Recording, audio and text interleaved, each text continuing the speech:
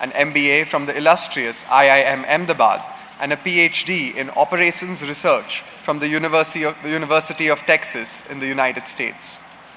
As a trustee of the Krishnamurti Foundation of India, he has been dedicated to the Krishnamurti Foundation India schools since the early 1980s. Dr. Shirali has deep interest in ancient Indian mathematics and is committed to fostering inquiry into fundamental issues among high school teachers and students. Thank you for being with us here today, sir.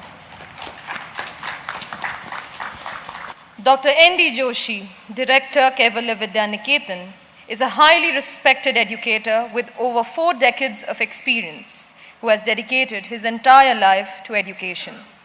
His illustrious career, marked by accolades like the 2011 National Award, includes roles as the principal of 6 Kendra Vidyalayas and Kaivalya Vidya Niketan.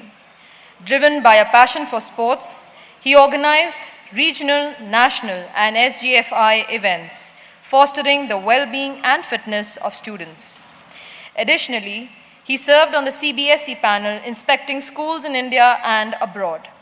He is a constant motivator who leaves no stone unturned in recognizing and appreciating the efforts of his team. To have your esteemed presence with us, sir, is an honor. We welcome you. Bernard Alpert Britto began his journey with the Salesians of Don Bosco as an educator and priest before he transitioned into administration.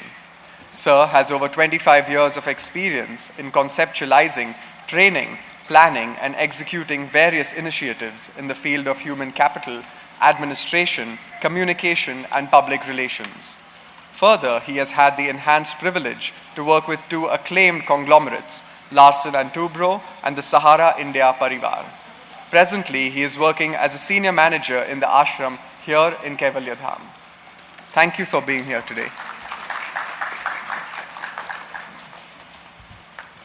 And now, I take this moment to introduce the session's moderator, Mrs. Bharati Kawade. Mrs. Bharati is an experienced and goal-oriented educator. She is unwavering in her dedication towards safeguarding and advancing the education and well-being of children and youth. Mrs. Bharati excels at cultivating supportive relationships, not only with students, but with parents and fellow educators, all aimed at nurturing students' independence and self-esteem. Her vibrant and warm smile brightens up any dull moment. It is a delight to have you with us, ma'am. We welcome you.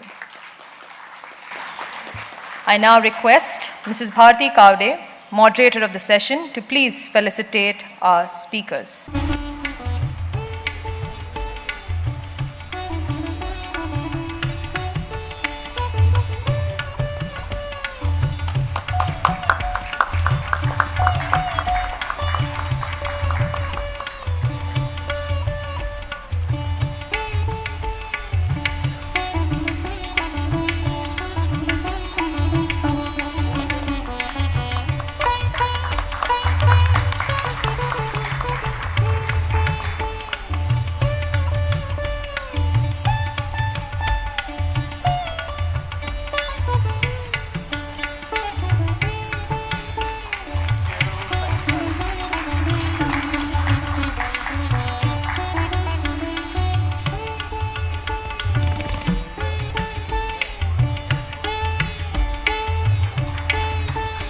Thank you very much, ma'am. I now hand over the proceedings of the panel discussion to the moderator.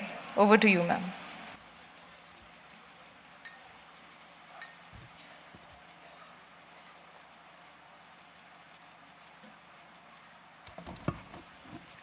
A very good afternoon and namaste to everyone present here.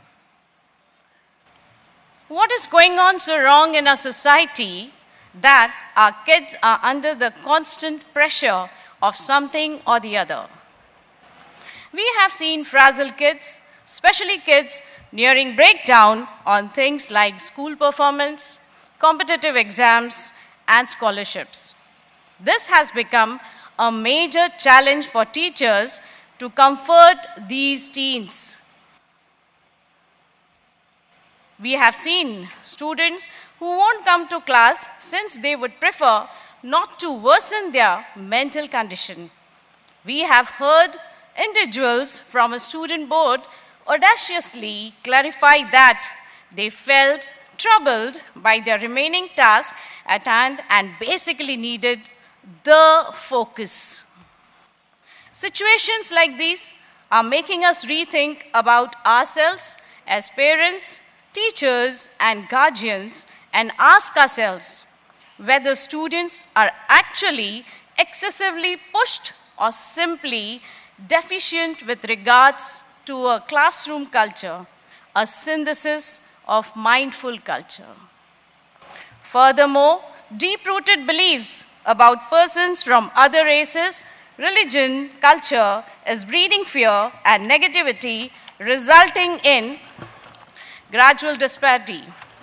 To educate our growing diverse student population, teachers must be prepared to foster learning environment that are inclusive of students from dramatically different backgrounds from themselves and fellow students.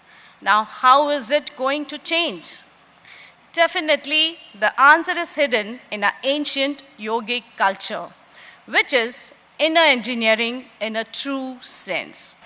I, Bharati Kawade, as a moderator of this session, I welcome all our esteemed panelists and the delegates to discuss on fostering culture synthesis in a school environment. I welcome all the panelists once again. A big round of applause for them. The first session will be of maximum 2 minutes to each panelist for the opening statement. Let's see what they have to say. I would request our panelist, Dr. Shailesh, to open the statements.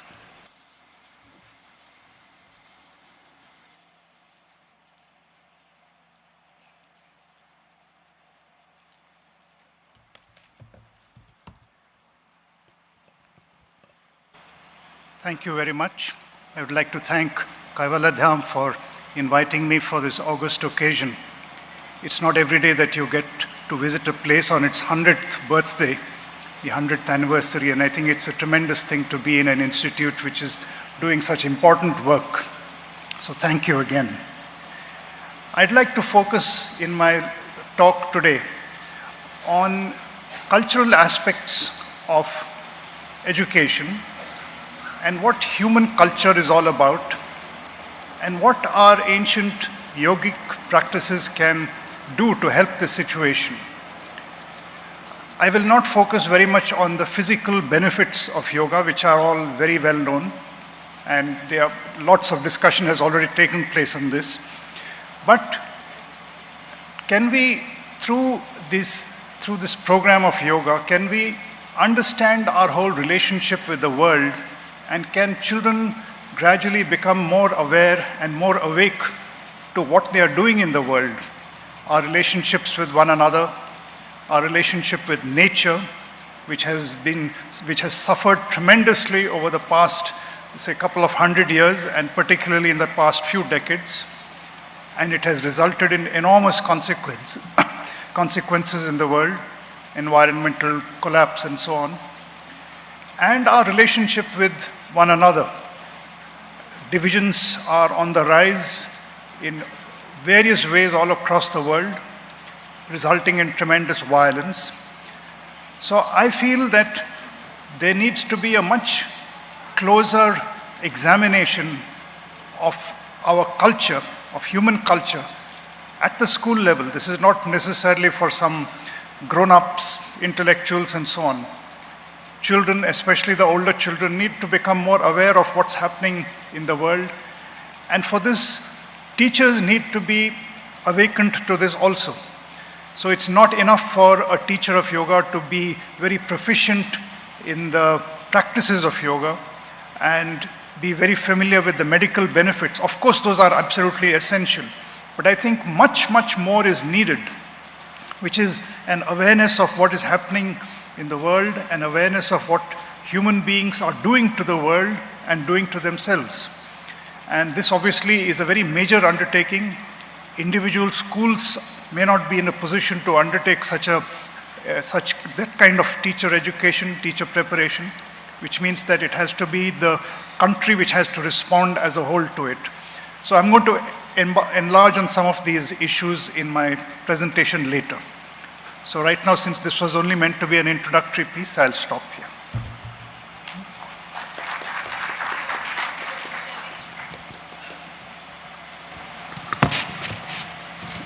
Hello. Thank you, Dr. Shailesh, to highlight this point. I request Dr. N.D. Joshi for the opening statements.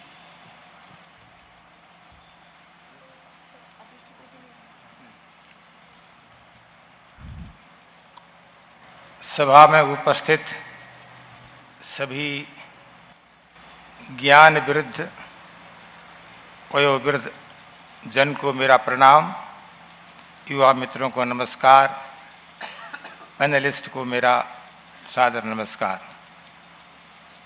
I am here to present the opening remarks. I would say here we have teachers and principals. Schools are not meant for merely a teaching, but creating a future leaders.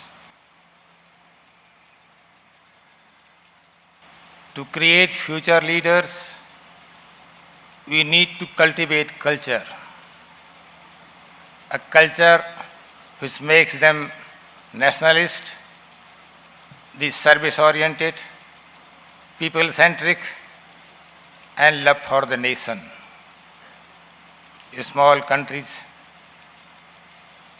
like Israel, having less than 1 crore of population, have been able to give a fight to mighty country like Russia, because all they are nationalists. They die for the country. They are made for the country. That is required, I believe, to make such citizens. Yoga can play a vital role in creating the children who will be committed for the cause of the nation, who will do for the nation, die for the nation, become physically, mentally strong. So I believe yoga is not merely a subject, it's a complete science, it's a way of life to lead a healthy, happy, contented, and very satisfying and fulfilling life. This is the greatest gift of Maharishi Patanjali to humankind. Its origin is traced 5,000 years back in Rig Veda. Its origin in Sanskrit from the root yuja. Use का अर्थ है जोड़ना, unite करना.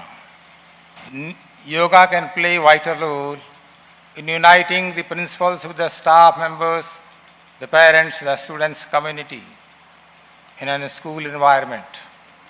मेरे कुछ प्राचार्य मित्र यहाँ, उनसे मैं निवेदन करूँगा. We have to go with the mindset we are in the school like father figure, not as an administrator. The parenthood, we have reached the state of parenthood in the school.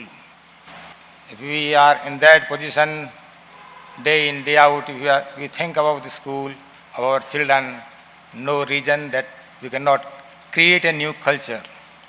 I have been the principal of 7 schools. I can say with all humility at my command, I created my own culture in the school. हमने school में बच्चों को नमस्ते से शुरुआत की, नमस्ते प्रणाम. हमने असेंबली में प्रेयर के साथ जो डिपार्टमेंट की प्रेयर्स है, सेट प्रेयर्स है, कुछ वाक्य जोड़े. मातृदेवो भव, पितृदेवो भव, आचार्य देवो भव, अतिथि देवो भव. हमने अपनी प्रेयर के साथ स्कूल का समापन राष्ट्रगीत से किया. हमने खाली पीरियड में, लॉन्ग पीरियड रेसेस में या मॉर्निंग असेंबली में बच्चे आते हैं, we played the chanting of Bhagavad Gita. It automatically brought children under control and command without saying any word to them to keep silence. We started morning assembly with the chanting of Om. Few asanas standing within a minute or two that brought in miracles in the behavior pattern of the children and discipline of the children. So I would say schools are meant for creating leaders. That leadership can be created through a commitment by the present school leader, that is the principal. There is a saying, if you meet the principal, you can read the nerves of the school. So if you want to bring in change in the school system, we have to cultivate those values amongst our principals. I am sure if it is done, you win the battle. No need of much of the policies, though it is required.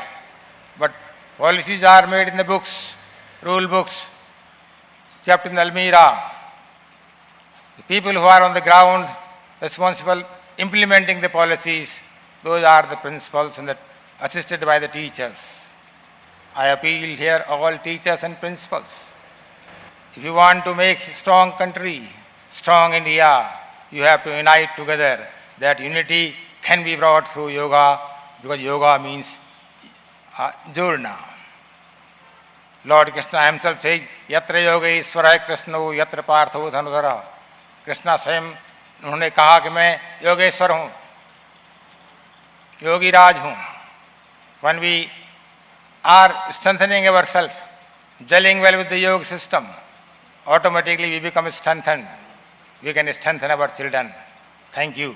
Thank you very much. Thank you, sir. I request Bernard, sir, to go ahead. Namaskar, respected all. It's my honor and privilege to be standing here sharing my experience. Since our master of ceremony began with food and some of us had a really sumptuous lunch, let me begin with food as an example and analogy for fostering cultural synthesis and celebrating the differences that we all have. If you come to Govindram Seksaria College on Friday morning, for breakfast you will get sambar and idli. The sambar is made by Vidya and her team. Now in our college of yoga, we have students from all walks of life, from all the regions of our country. You'll find the moringa, you'll find the spices, you'll find the sweetness, and let me go a little forward. You'll have Rahul, our main chef, who gives the Maharashtrian tadka. And I think that's exactly what we are celebrating here. The more we celebrate our differences, the more we'll celebrate life. I want to also speak about food because food is something which connects all of us. Just imagine our three great food committee members today giving us only the best food, that is rice, and because the heat is catching on, just rice and curry. What a letdown it will be. But if you notice, everyone is just talking, the students, sorry if I am misquoting them, sir, next conference kab ho raha hai? Okay, they're all speaking about the food. And that's exactly what I'm trying to prove by the tenets given to us by Matthew Lynch. Now, Matthew Lynch is an educator. He is giving us 6 pointers that how we have to celebrate our differences, how we have to celebrate each culture, and moreover, as we are nurturing youngsters, allow the youngsters to start respecting culture, respecting variety, which is a spice of life. Education, as a panelist very rightly said, is a matter of heart. It is not so much information, but it is building relationships when they are young. This is what I'm trying to explain when I get the opportunity to present my case. Thank you. Thank you, Bernard, sir. Excellent example of food was given to us. Now it's time for the detailed explanation by every panelist. They will get 10 minutes for this. I request Dr. Shailesh to explain. Sir, if you want, you can sit also.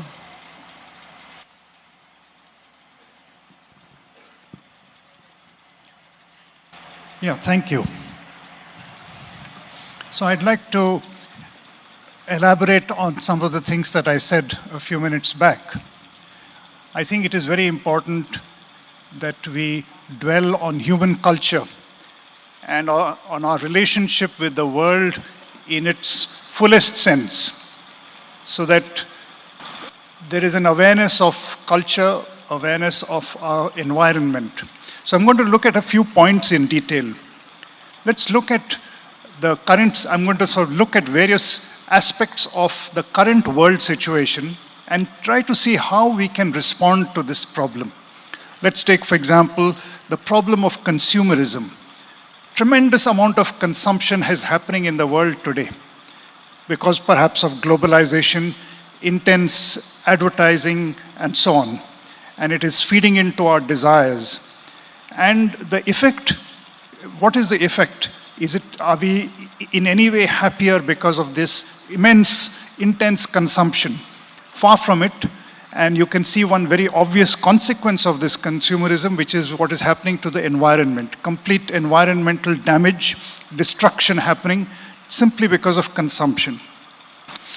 Then we have this tremendous need for entertainment in the world today. Tremendous dependence on entertainment, dependence on excitement, dependence on watching programs on TV or YouTube or sports and so on. So this again has a tremendous cost to it. It has nothing to do with actually playing sports. Divisions are on the rise all over the world today. And they are not only divisions which are arising in terms of different nations, but also, for example, the division between the rich and poor, which is becoming very intense all over the world, thanks to these very, very big corporations. Then you have this phenomenon of the love of power, the love of authority, misuse of power and authority, which is again a big problem in the world today.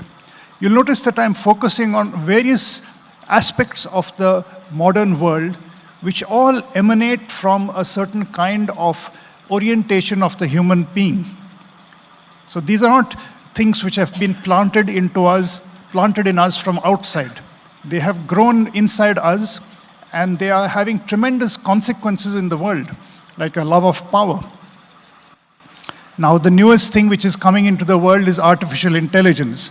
I'm sure all of us have played with ChatGPT, and we all know the new things that are coming in this area. Things are moving at such a fast pace. We don't know what's going to happen within the next 2 or 3 years. It's almost impossible to predict the speed at which things are going. And they say that very soon machines will come which can do almost anything that human beings can do, including writing poetry, writing music, writing plays, what are called creative activities, and also the routine activities. And then a very important question arises. If a machine comes around, machine intelligence, which can do everything that human beings can do, then what are human beings after that? What is a human being at all? What am I if a machine can do everything that I can do? Then I have nothing. I'm left with nothing at all. So this is a very serious question which is arising in the context of the modern world. I think to meet all this, we have to respond in some way. Human culture, we cannot let human culture rest at the level at which it is right now, where it is operating on the level of desire, consumption, the level of feeding your sensations through entertainment, through excitement, through chasing thrill, all the time trying to entertain and escape from things, or depend on the love of power and the exercise of power. All these things, we have to see how to go beyond this. And I think many of the things that have been talked about in our ancient culture are immensely relevant at a present time. Let's take something like a word like discernment. Discernment is the ability to see into the heart of things, to understand things not at their surface level, but to look deep within and understand what is happening, to be able to look at human society and discern the things that are happening underneath, that to develop the inner eye of perception. And can this be done through education? It's an infinite journey. It's not that one just learns it and that's it. It's not just some technique that you learn, but you gradually deepen your understanding, deepen your ability to see beyond the surface. Can that happen in a school? I think it can happen, but a great deal of preparation, a great deal of thinking has to go into. Similarly, today we are in a situation where so many problems are there, so many divisions, and we very rarely see human beings taking responsibility for things, to have a sense that the problems that are existing are not just the problems existing somewhere outside, created by somebody else, but they are problems that have been created by our own tendencies, the tendencies which I just now listed. Those are the problems those are the tendencies amongst us that have created huge problems in the world, and therefore can we take responsibility for that? And once you see that these problems are not just individual problems, they are not the problems of some particular community, some particular nation, some particular kind of individuals, but it is something that all human beings share. And is it possible for us to create, again at the school level, the feeling that this place is ours, that this world doesn't belong just to some country, some powerful country, some rich country, this community, that community. It's a human being who owns this planet. It's our planet, it's our world, and to actually take responsibility for that. So the creation of responsibility for the state of the world, creation of responsibility for the thousands of divisions that are there in the world right now, can we actually respond to them and educate ourselves in these things? And I think one of the most important things in this is learning how to listen. Today, listening is almost a lost art. To be able to actually listen to another human being, to listen means to completely open yourself to what a person is trying to tell you. It's like opening the doors and windows wide and receiving everything that a person is trying to tell you. To listen to the whole story of a human being. And that art of listening, I think it has tremendous value in understanding people, in creating relationships, in creating affection between people. And it's something which, if there is true listening, there is also listening to what's happening inside me. There's listening to our own within. So that word discernment that I used, that ability to see beyond the surface, to really look and understand what is coming from within. So I think that these are some of the things that teachers need to learn about. It's an infinite journey. There's no point at which one can say, I have learned it. We learn it, and we gradually we get deeper and deeper into this art and deepen our understanding of the thing. And the question of teacher preparation naturally comes in. How can there be teacher preparation in such subtle matters? These are not things that can be taught like some techniques. You can't have vast number of people being taught. But you can start to introduce this culture if you feel that it is important. I think we have to start trying to introduce it into our schools, into our colleges, because they are absolutely critical. Look at what's happening in the environment. We are facing tremendous danger right now, all over the world. Our oceans, plastics, chemicals, so many kinds of problems are filling the world.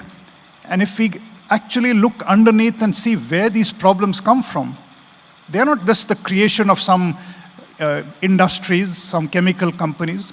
Ultimately, it all comes from human desire, from our own desires, our desire for more and more and more consumption. This is something which our ancient culture was very highly aware of. way back in our culture, for example, we valued things very greatly. There was nothing in our culture which allowed waste. There was no waste at all. Everything was recycled. Nothing was discarded. So there's a certain value there's a certain beauty in knowing the true value of things. And I think things have lost value precisely because our purchasing power has gone up. We have apparently grown richer in terms of money, but not richer in terms of culture, not richer in terms of our inner understanding. And as long as that is not going to happen, we are going to only worsen our situation. And I think the educational situation today offers huge possibilities for us to go deeper into this matter because there's such a crisis in front of us. And yoga is the most wonderful platform for this because it is concerned directly with this question. It is not just a physical exercise. It is a whole way of becoming aware of yourself, your body, your relationship with the world, your relationship with nature. So I feel there is immense possibility for us open right now, and we need to take it. Thank you. Thank you, sir. Very rightly said. The root cause is the desire for power. So let's see what Dr. Joshi have to explain for us.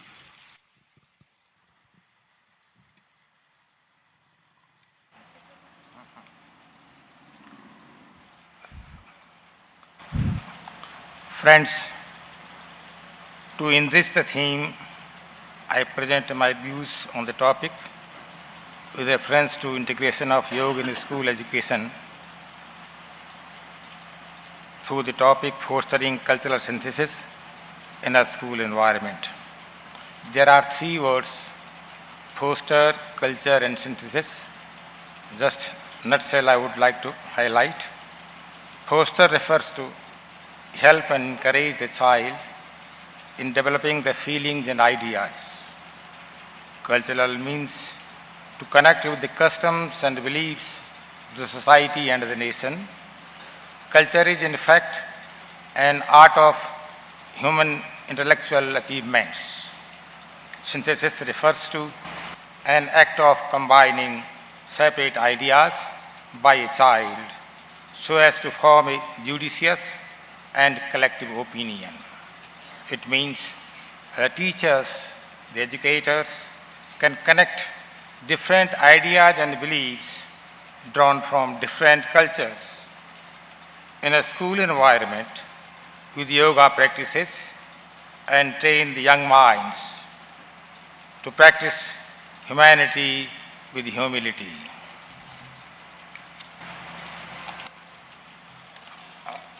Yoga has direct connection between body and mind and soul, and therefore, with the yogic practices, students can easily assimilate and imbibe the cultural synthesis.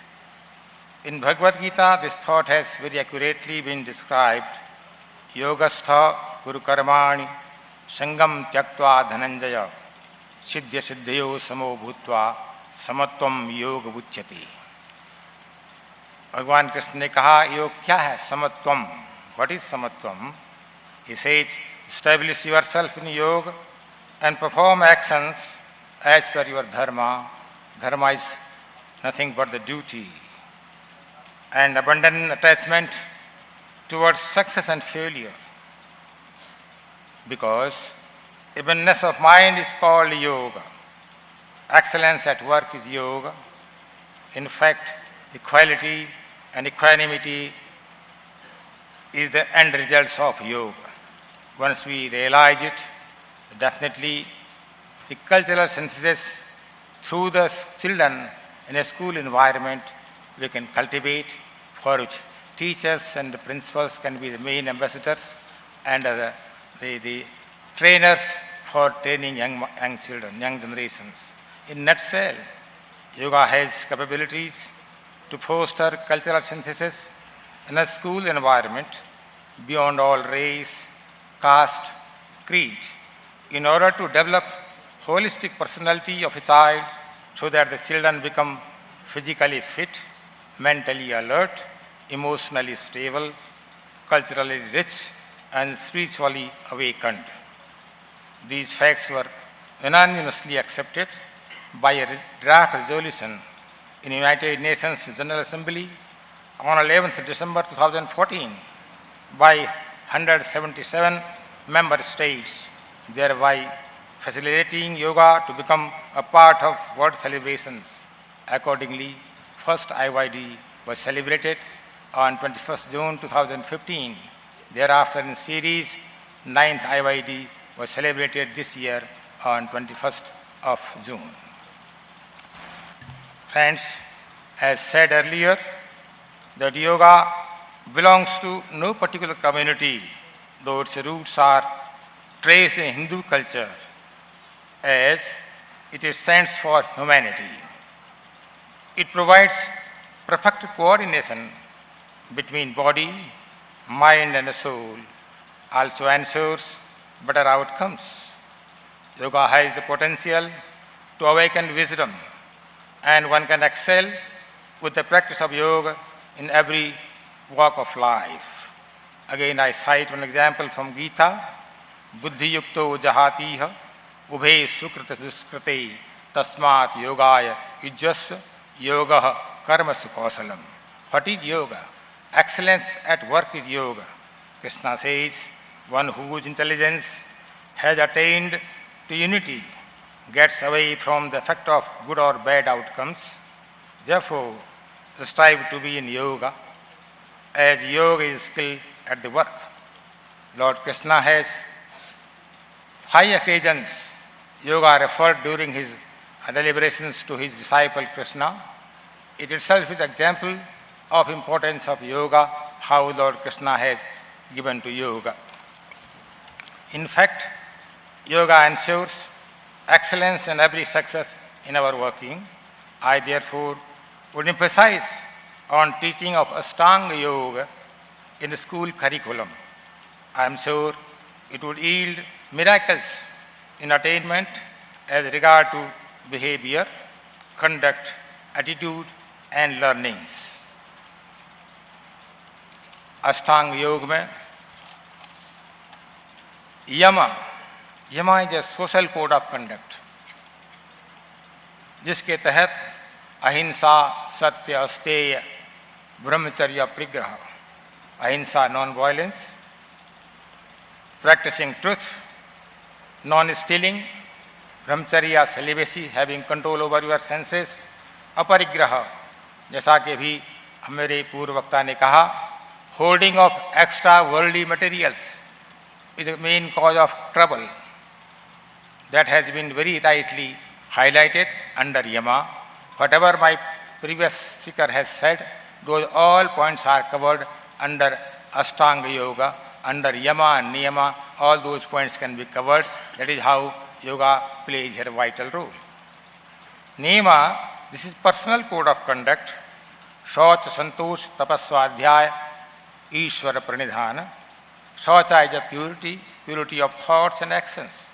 What I think, that only I speak. What I think and speak, that only I act. That is Shaucha. Santosh, satisfaction. Whatever is given to me, whatever I achieved, I must be happy. I must strive hard to do better, but not to feel joy of others' achievements. Tapa, austerity, means one has to strive very hard, work very hard with commitment, that is tapa. Swadhyaya, keep on studying well, always raise your level of learning. Ishvara Pranidhana, do your best, leave the rest to the God, is Ishvara Pranidhana. Do not expect, I should always be first. I did my best, let result be with the examiners and the board. That is the best way of thinking. If I could not do well, next time I will strive hard to do better. Asana, this is asana, it is called, is a posture, body posture, sthiram sukham asanam. जिस आसन को करने में शरीर में स्थिरता रहे, सुखानुभूति हो, वही सही आसन है। जब भी हम बैठते हैं, कमर में दर्द होता है, बैक सीधे करिए, आपको दर्द में आराम मिलेगा। इसका अर्थ है whenever we are sitting, should sit straight, back straight, chin up. That is the correct posture. The defense people always follow it.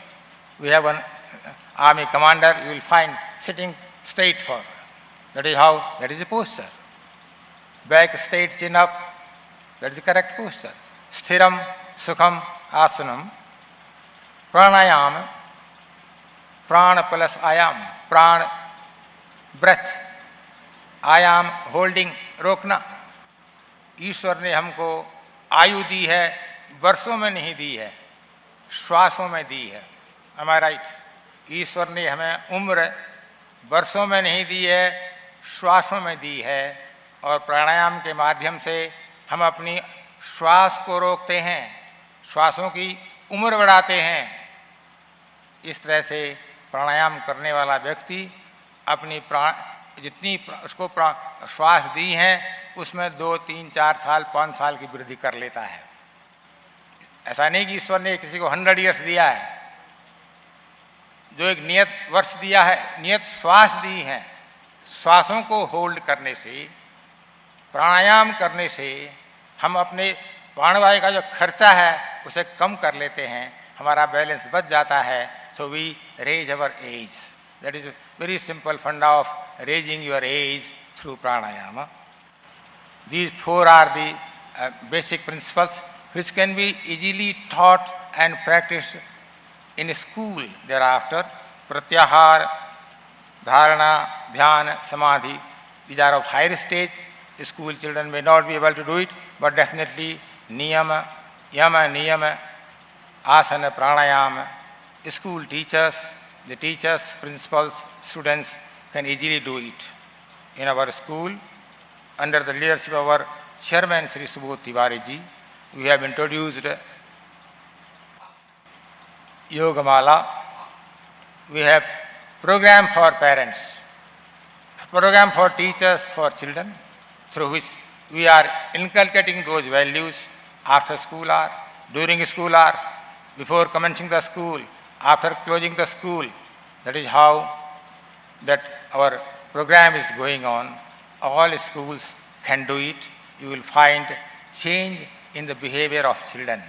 I can say in my school, children of my school are calmer than other schools.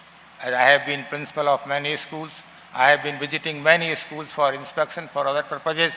I found here, because of the yogic environment, children have got more calmness, quietness, less number of problems, less number of cases, staff members united like a family. We lead a family, a KBN family. Our word is KBN family. We don't say KBN school. If a culture is cultivated, each school must cultivate one culture. Then you will find change in the behavior of the students through yogic practices, especially yama, niyama, asana and pranayama. These are 4 factors which will bring in desired change in the behavior of children and staff members as well. Now, how to promote culture synthesis in the school environment?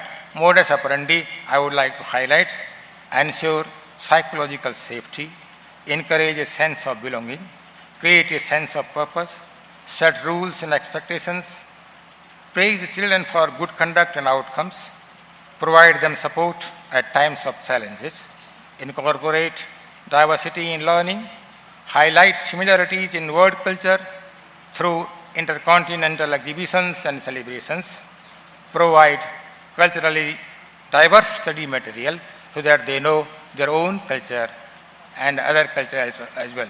I would say we have to prepare children. They feel proud of their culture and they are aware of other cultures.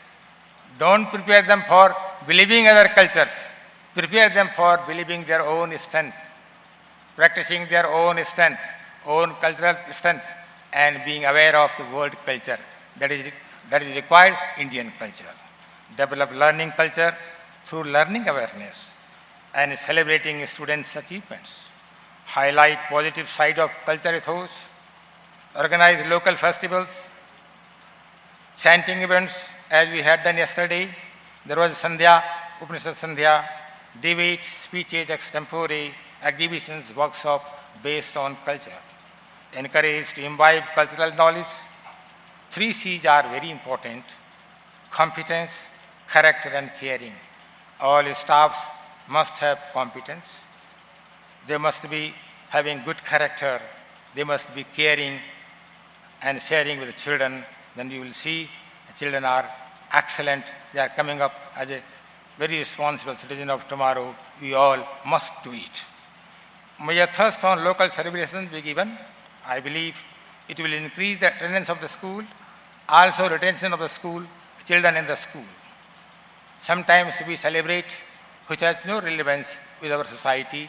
In our Mawal Taluka, this is a Mawal Taluka, the exterior part of Pune district, we celebrate all festivals which are locals. We celebrate Shivaji and Shivaji related all festivals. All children enjoy it. All parents enjoy it. They all come forward, participate in, and they become part of our all festivals because we are celebrating local festivals. We should start with local festivals, make aware them international festivals, cultures through intercontinental exhibitions. But we ensure that our local culture is promoted. As children belong to that soil, they should know which soil they belong to. Concept of school culture be developed like belief perception. In our school, as I said, we have developed a culture of Namaste and Pranam. Each child right from pre-primary to 12th utters only Namaste and Pranam. We have culture of KB and family. In our school so and so, we address KB and family, KB and Parivar. A culture every school must cultivate by which all parents are aware of, they become part of that culture. Relationships, attitudes, written and unwritten rules, everything has to be cultivated at school level by a school leader, which all will follow unanimously. Culture-based curriculum becomes functional curriculum, thus be promoted as. This brings life into the classroom and classroom gets connected to the life. That is how local culture needs to be promoted. It empowers the students and leads to academic progress. In nutshell, I conclude with the summation that yoga can foster cultural synthesis amongst the learners in the school environment and rightly deserves to be introduced in the school education. Hari Om.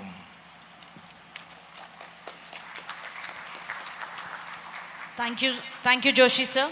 I would like to request Bernard sir to explain his point of view. Since we are in a yoga school, we'll just do a small exercise. Let's all stand for a moment. And very simple, no asana, just sit down. Just sit down, please. Thank you. So that we are a little refreshed, lovely meal, so we all feel a little energized. Even so much of wisdom by our two speakers, and I'm humbled. The best word I found in yoga, which defines yoga, best word in English, is harmony. The harmony between mind, body, the soul, but don't forget culture and nature. Today I'm going to spell out 6 ways on how we can foster cultural awareness in our classrooms. Do we have that slide? I don't know. Is it there? If that slide is there, don't worry, teacher. Don't worry. If there is that slide, it will be good. So, Matthew Lynch is going to give us 6 practical ways of how we can foster cultural synthesis and respect to other cultures in our school setup. So the first one, he says, express interest in the ethnic background of your students as a teacher, as an educator. Encourage your students to research and share information about their ethnic background as a means of fostering a trusting relationship with fellow classmates. Analyze and celebrate differences in traditions, beliefs, and social behavior. As an educator and teacher sitting in the office, one day one student comes running in my class, no offense with the sentence I'm going to make, and this little girl comes to me and says, "Sir, children are teasing me teasing me in Nepali, but I am not a Chinky. I am not a Nepal, I am from Shillong. And then I said, this is the best way of educating my students. So I called this little girl, I explained to them the differences of what a person who belongs to the Kasi tribe is. And we all should know that if we celebrate different cultures, we also celebrate life. And then I explained to them the different culture, that there is a difference between a Maithili, there's a difference between a Kuki, there's a difference between a Bodo, and there's a difference between a Kasi, and what sort of a background they come. They don't only look bright, but they are gifted with so many talents and treasures that we don't respect. I told them further, next time you get a chance to go for holidays, don't only go to Goa and Kerala, no offense, but I'm from Goa. I told them, go also to the northeast. You go to Aizawl, go to Shillong, or go to places that are really breathtaking and beautiful. So the first one as an educator is express interest in the ethnic background and celebrate it. The next thing as a practical application it tells us is redirect your role in the classroom from instructor to being a facilitator. Another important tool that we need as educator is to jump from these lecture methodology in a classroom setup to be a facilitator. All of us have done corporate programs, we have been to corporate programs, and we always get into this mode of lecturing and telling our students what they have to do, what they don't have to do. But sometimes if we break students into groups on simple topics and tell them to come and share their experiences and maybe give them some sort of marks and grades to them, that itself makes them very enhanced in their educative methodology. The third very important tool as educators Matthew Lynch is giving us is maintain a strict level of sensitivity to language concerns. In traditional classroom, students who are not native English speakers often feel marginalized. And Sir was very rightfully saying that if you go to KV and today we have very Indianized words which connect to all of us, Namaste, Pranam or Namaskar, and I think that itself enhances and gives a power that we also can use a language that is known to us, our own mother tongue, using some bits of those words which are very significant and more evocative than the English language. Another example I remember as I was sitting in the office as a principal, suddenly one young boy comes running to me and says, "Sir, all the students are teasing me Madrasi." And his name was Kutti. Now, those of us who know Tamil know Kutti means a small one and affectionate. And his name was Kutti. Now this was almost 20 years. I don't know where the student was. But then I had to educate the students and tell them that there is no language called Madrasi. That the people in Chennai speak Tamil. Tamil is completely different from Malayalam. Malayalam is completely different from Telugu. Telugu is completely different from Kannada, and there's a language called Tulu, which is so beautiful, it doesn't have a written script. And I think that enhances and celebrates our differences. The fourth thing Matthew Lynch gives us as a tool of expression of how we maintain cultural synthesis and foster and celebrate our cultural differences, maintain high expectations for student performance. We are educators, we also want our student to perform. Given that cultural responsive instructions is a student-centric philosophy, it should come as no surprise that expectations for achievements are determined and assigned individual for each student. Students don't sometimes receive lavish praises for simple tasks. So what Matthew Lynch is trying to say is, it's sometimes good that not only we give individual assertions or acknowledgement, give them as a group. And something very good, and I'm happy that's happening, is we have this system in KVN school again. I remember when we were in education, we had A division, B division, C division. And the A were the best, B were the bad, C was okay, the riffraffs. And that was again a very negating effect. Parents would come and fight with you. Father, please put my son in A, and we said A is full.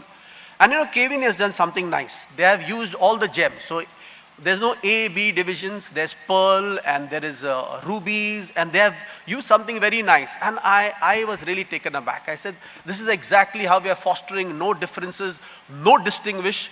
You're as precious as a ruby, you're as precious as a diamond. The fourth thing, the fifth thing it's giving us is incorporate methods for self-testing, the fifth practical implication. Another potent method of helping students become active participants in learning is to reframe the concept of testing. While testing is usually associated with grades and therefore less stress, in a traditional classroom, in a cultural responsive classroom, frequent non-graded tests can be used to provide progress checkups and ensure that students don't fall behind on required material. Another very interesting thing as a teacher of English I had is the open day I would dread, because you are giving your papers to your students and suddenly the parents come. As a teacher, we all begin our journey as teachers, and they'll say, sir, my son and his friend both went to the same class. He's got 28 out of 30 and you have given my son 25. Both have written the same answers, but still, why this distinction? 3 marks and he stood third in the class. And I think that's another culture which creates so much of negative impact on students. And I'm very happy now in this generation, in this time, there is no mark culture per se. There are grades, there are different tools of how to enhance and inculcate cultural diversity. The last point is maintain an inclusive curriculum that remains respectful to differences. A cultural responsive curriculum is both inclusive in all that it ensures that all students are included within all aspects of schools, and it acknowledges the unique differences students may possess. A cultural responsive curriculum also encourages students understanding and recognizing each student's non-school cultural life and background, and provides a means for them to incorporate this information into the curriculum, thus promoting inclusiveness in the school and in the education system.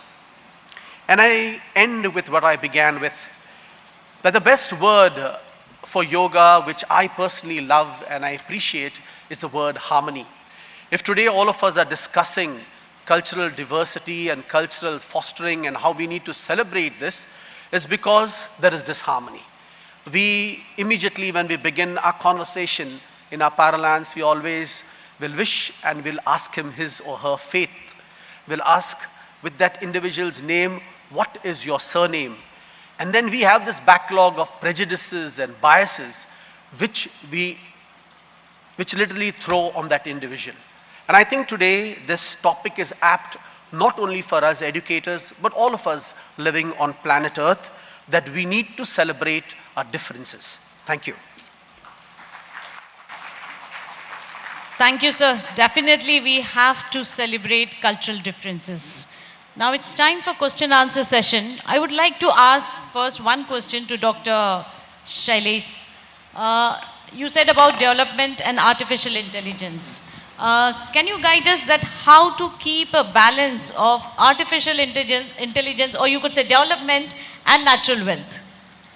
How we could keep a balance of both, because both are necessary for us. No, artificial intelligence is developing anyway. It's not, nothing can stop it. But what we need to ask is whether education can develop a facility in us which is not something, not the ChatGPT kind of intelligence. There may be other aspects of intelligence which are much subtler, much not contained in the vast backlog of knowledge. If you just know an immense amount of knowledge, which is what ChatGPT is, you will have a certain kind of intelligence. But maybe there is another kind which is of a different, in a different dimension altogether. And I think school education and college education needs to start asking about that. Very well said, sir. Next question I would like to ask Joshi, sir. Bernard, sir, have come up with few activities which we can conduct for social disparity, means to foster cultural synthesis actually. So can you be, because you're having a rich experience as a teacher, as a principal and as a director too, can you also guide us with few activities which can be conducted in the school to foster cultural synthesis? Madam, मैंने अपने deliberations में वे सब highlight की हैं. हम start करते हैं local festivals से.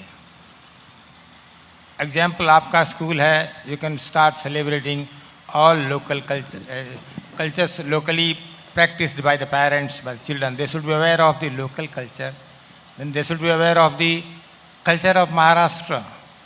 Then they should be culture of the other states. Then definitely when they grow, come to 11th and 12th class, they should be aware of other culture of other continents as well. What is happening, what in my understanding, we teach them something which are not from their country. Children don't know our own culture, our own ethos, our own practices. They are taught the culture of other countries and they speak good of others. You must teach Aurangzeb, you must teach Babur, but you should teach them as invaders, not as the great leaders. If we talk of great kings, we should teach Shivaji Maharaj, we should teach Maharana Pratap. That I mean too. We should teach our people, those who have sacrificed, done great jobs. We have been people who have done the best. As our first panel session, Srijan Pal Singh ji said, आज से 500 साल पहले तक हिंदुस्तान हर क्षेत्र में number 1 था. इसका मतलब है उस कल्चर को समाप्त किया गया, बाहर के लोगों ने आकर समाप्त किया, हमें उसको पुनर्जीवित करना है. So my contention is we should be proud of our culture, we should be aware of others' culture, and that would be a mixture of culture. Thank you, sir. I would like to ask Bernard, sir, being a teacher and being a principal in the school, you face so many parents, students about it. But can you guide, so many teachers are over here, that how can they be school ready? See, only getting a degree like D.Ed or B.Ed, no, school ready to handle these kinds of things in a class. I think Joshi sir very rightly said that the best way of connecting to education is that education is more than just a degree, it is a vocation, it's a call. Now if you don't have a call and a vocation to be a teacher, then you get a degree and then you have to strive in this. And nowadays with the 5th pay commission, 6th pay, 7th pay, 8th pay, I don't know all those commissions, I'm out of school for 10 years now, but things have become very complex and very commercial.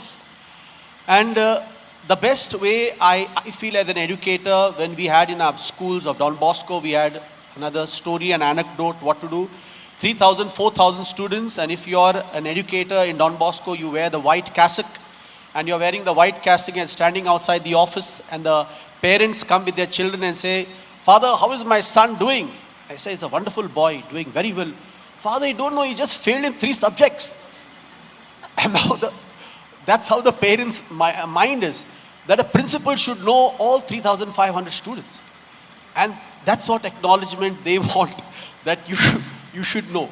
And I think as a teacher at a local level, when I was teaching English and history, I remember that at the age of 21, when I began my teaching career, I would dread going to class. I would get so scared because I was in charge of history and PT. And to enter the classroom was a challenge because hardly I entered the classroom. I was just 21. The only saving grace I had was my height.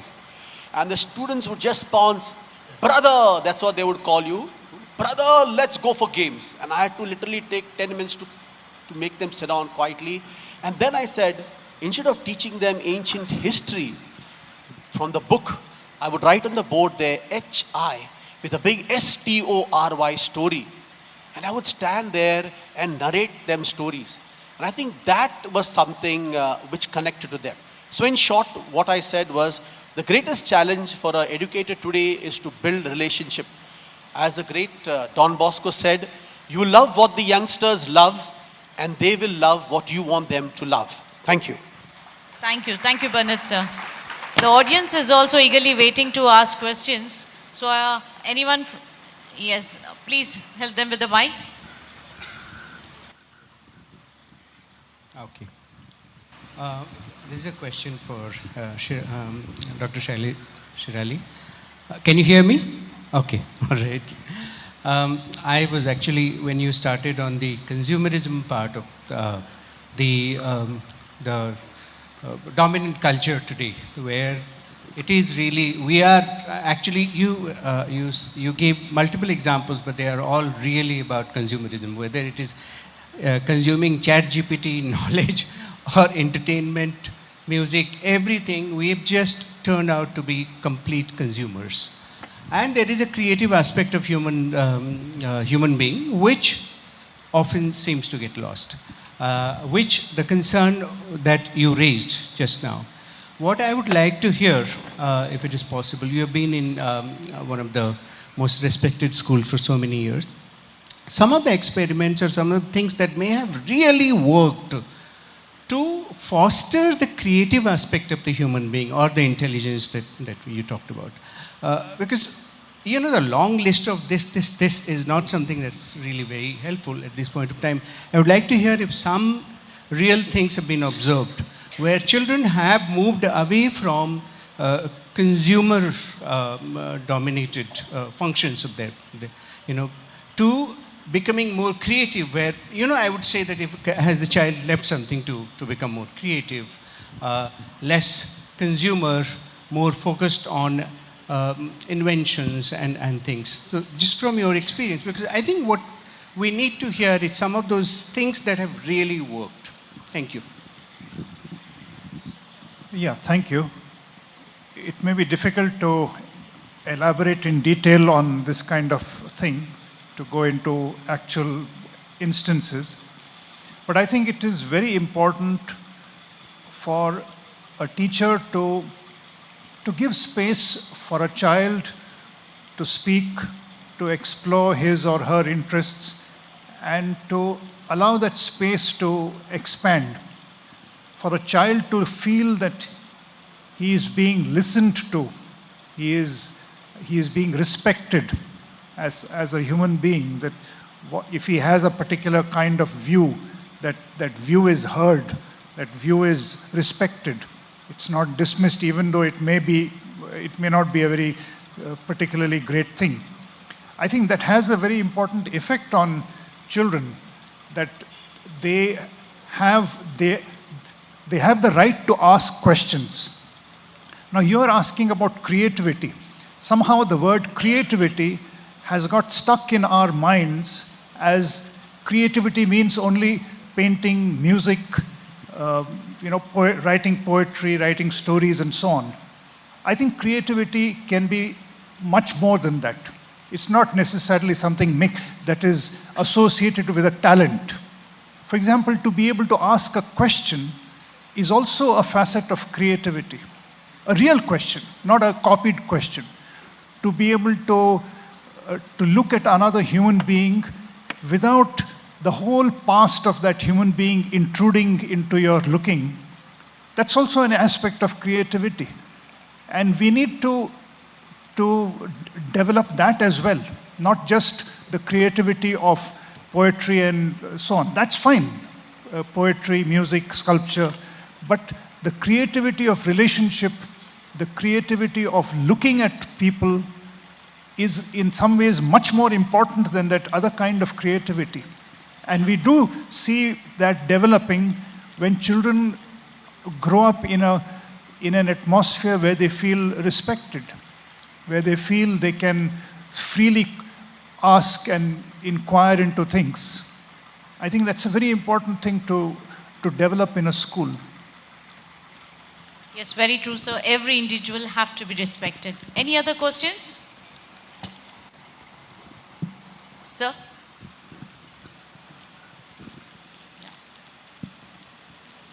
I am B.S. Singh. My question is to all the panelists. Sir, presently CBSE is running a program that is art integrated learning. So this is implemented in all the schools of CBSE. So what it is done is you link one state to other state. So as Burnett sir said, ki some student was calling them Nepali, Madrasi. So CBSE is trying to get students know about other states also. So this project is called Art Integrated Learning. So any comments from the panel about this project, ki how it is going to help us? Like this year, Maharashtra is connected with Sikkim. So students of Maharashtra has to prepare projects of Sikkim for their culture, for their geographical information. All the information they have to collect. So comments from the panel. Joshi sir would like to answer. Bharat सरकार ने इस तरह की योजना 86 से शुरू की। नवोदय विद्यालयों में क्लासेस 9th और 10th 2 साल में उनके माइग्रेशन का प्रोविज़न है। Children are migrated from one state to another state with an intention to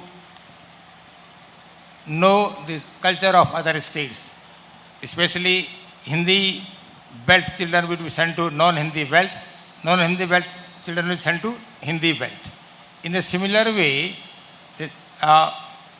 in all government schools, in KBS and CBSE, since the very beginning, there would be a social science exhibition where 2 states, 1 continent, every year picked up for exhibitions purpose, so that you come to know the few states of your own country and few continental states. Next year, other few states will be taken up, another continent will be taken up. That is how, within a span of 5-6 years, all states of the country, all continents are covered. So children are exposed to the world culture. That is the kind of concept. But CBSE has got affiliation in all states. CBSE schools are spread all over country. More than 30,000 schools are there. So that is how this is impart balancing behavior between children, between bringing them closer to each other's culture. That is how it has been implemented, and it is in force not today, since the very beginning. Okay. Thank you, sir. And actually, sir, who you have asked a question, you are one part of it. Yes, art is one way of fostering cultural synthesis, in one way, and you have understood very clearly.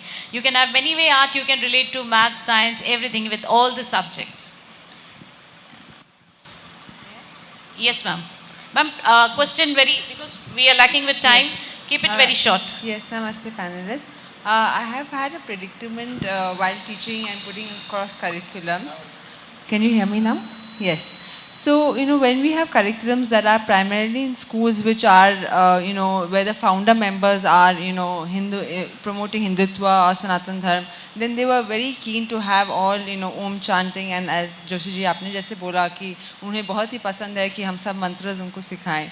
पर अभी जो नए schools जो आए हैं और काफ़ी उनकी जब प्रिंसिपल्स खास करके बाहर से उनको बुलाते हैं इस्टेब्लिश करने के लिए, तो वो हमें डायरेक्शंस देते हैं करिकुलम में कि एकदम ओम या कोई भी मंत्र या कोई भी संस्कृत नेम्स भी आसन के नहीं सिखाए गए. तो उनको सब ऐसे कैट पोज, डॉग पोज और ये सूर्य नमस्कार भी उनके सब इंग्लिश नेम्स चाहिए.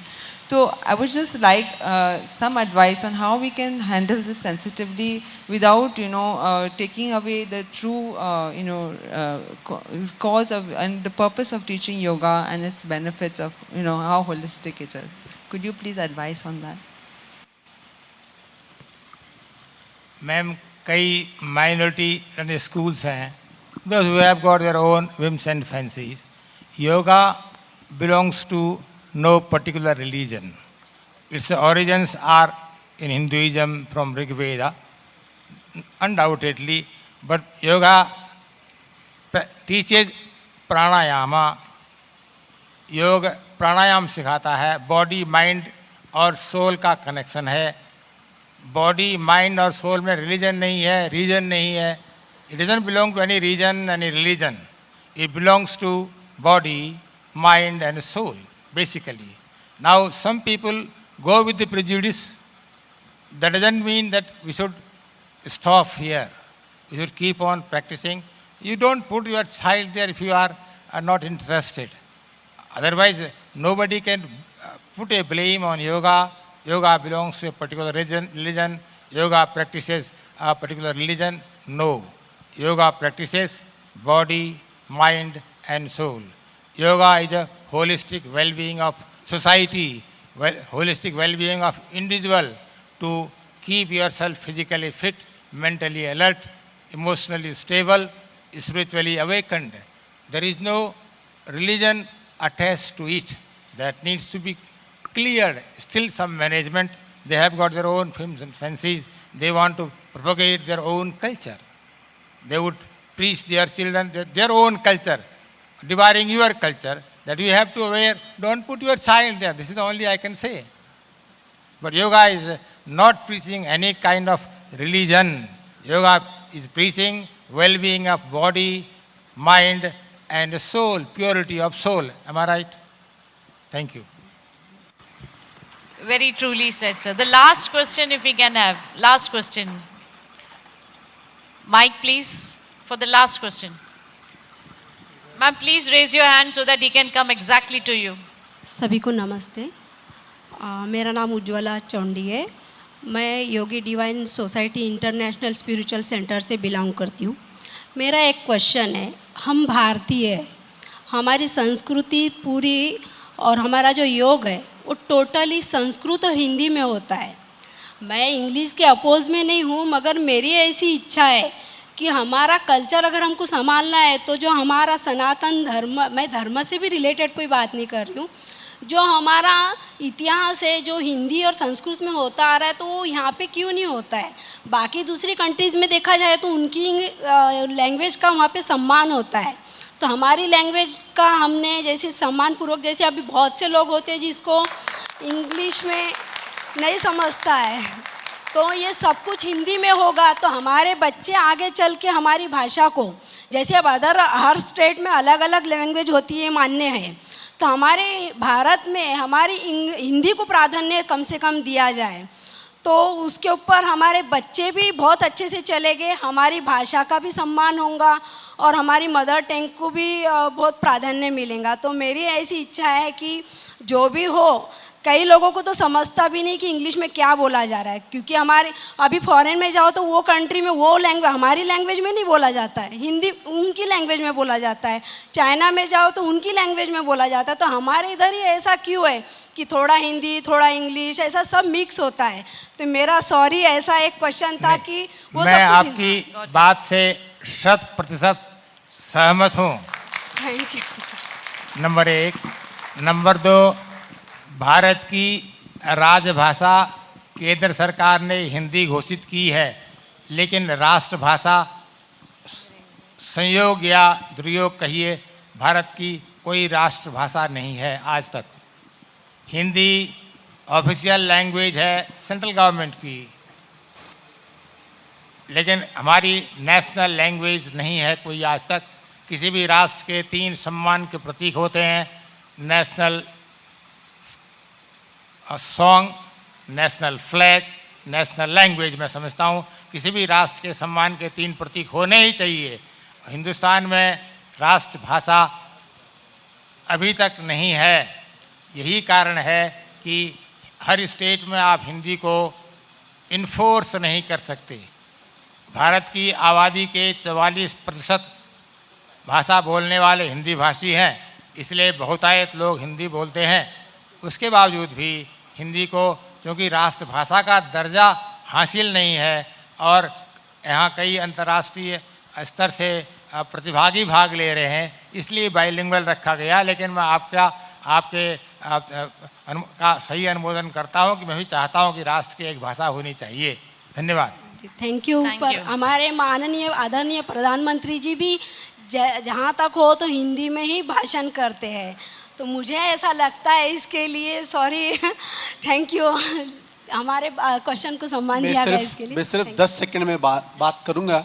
मैं एक शिक्षक वर्ग हूँ तो मैं बैठ के बात नहीं कर सकता खड़े. तो मुझे सिर्फ बताना है कि मैं मटुंगा डॉन बॉस्को में था, और ये बहुत बीच में बहुत बेहतरीन जगह है जहाँ के 5 garden south India, south Bombay के बहुत बच्चे आते हैं।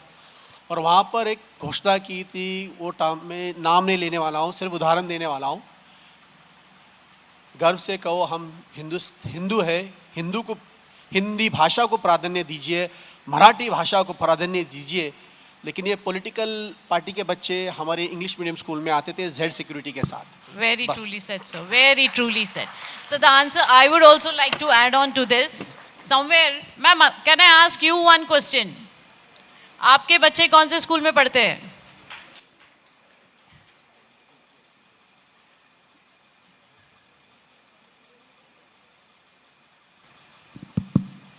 वो सीबीएसई पैटर्न में पढ़ता है, पर मैं उसको अपने घर में जरूर बताती हूँ कि अपनी भाषा का सम्मान करना चाहिए। वो कहीं पे भी जाता है तो एग्जैक्टली हम एक एक्सपेक्टेशन के साथ भेजते हैं इंग्लिश के लिए, लेकिन डेफिनेटली एट होम हमें अपने बीइंग अ पेरेंट हमें अपने बच्चों को अपना कल्चर, अपनी लैंग्वेज, ये सब के बारे में हमें घर से शुरुआत करनी ही पड़ती है। और एक भारत ही ऐसा देश है, वहाँ अपने बच्चे को इंग्लिश तो आती है, अपनी लैंग्वेज भी आती है और अदर 3 लैंग्वेज भी आती है। तो ज़्यादा से ज़्यादा लैंग्वेज हमारे हिंदुस्तान में ही आती है, पर हमारी मदर टंग हमको पूरी तरह से आना चाहिए। हम इधर के ना उधर के ना रहे, इसके लिए मेरा एक क्वेश्चन था। Thank you. नहीं, actually that is what fostering cultural synthesis. We are aware of many languages, ma'am. Thank you, ma'am. Please be seated. Sorry, entirely sorry for the disturbance. I'm from Pondicherry, Dr. Caesar. Actually, I was telling Madam yesterday, it's very difficult for me to understand what's going on here when the people surrounding me, they speak in Hindi. So this is the junction for me to express that yoga doesn't belong to any religion. Yoga itself a religion which has got people from all over the world, from all religion. Like that, as we approaches you, it's a necessity for us also to know what's happening here. So in that mean, we want you all to speak something in English for us to understand. Actually, I don't know what's happening around me for the past 2-3 minutes, but anyhow I could able to know. She was telling that she couldn't able to understand English. She want everything to be conveyed in Hindi. In that way, really, I feel very sorry. Thank you all. Here itself we started with the fostering cultural synthesis, I think so. With this we come to the end of this program. I would like to conclude that if we foster yoga at school level, the differences of culture will automatically be eradicated. Thank you everyone for being such an enthusiast in this discussion. Thank you everyone.